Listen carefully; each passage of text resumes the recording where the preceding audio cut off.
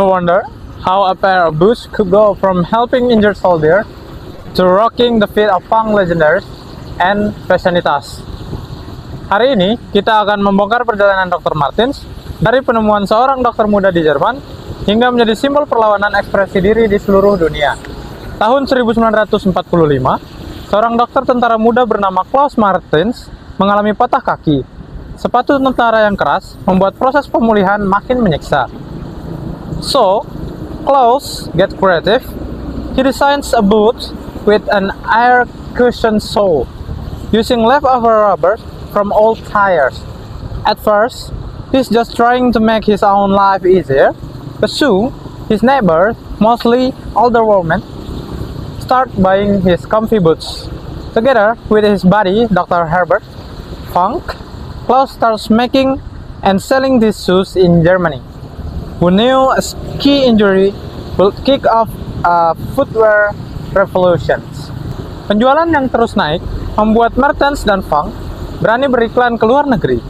Fast forward to the late 50s, Klaus and Herbert want to go big, so they advertise their unique boots in a British shoe magazine. Tawaran datang dari Air Geeks and Company, produsen sepatu Inggris yang legendaris. The Greeks tweaks the design. They add the iconic yellow stitching and a chunkier sole and a new name, Dr. Martens. Easier for Brits to say. On April 1st, 1960, the first Dr. Martens 1490 boot is born. And yeah, that's the same 1490 you still see everywhere today. Dr. Martens jadi andalan pekerja pabrik dan polisi.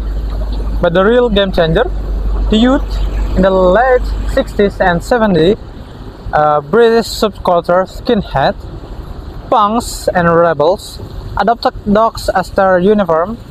Suddenly, those boots weren't just about comfort. They were about attitude. Dr. Martens berubah menjadi simbol perlawanan, kebebasan dan ekspresi diri. Jahitan kuningnya menjadi tanda pengenal di jalanan London hingga New York, bahkan masuk ke dunia fashion high-end. The yellow stitching became a badge rebellion, creativity, and standing out from the crowd. Dr. Martens kini bukan sekadar sepatu, tapi bisnis global bernilai miliaran pound.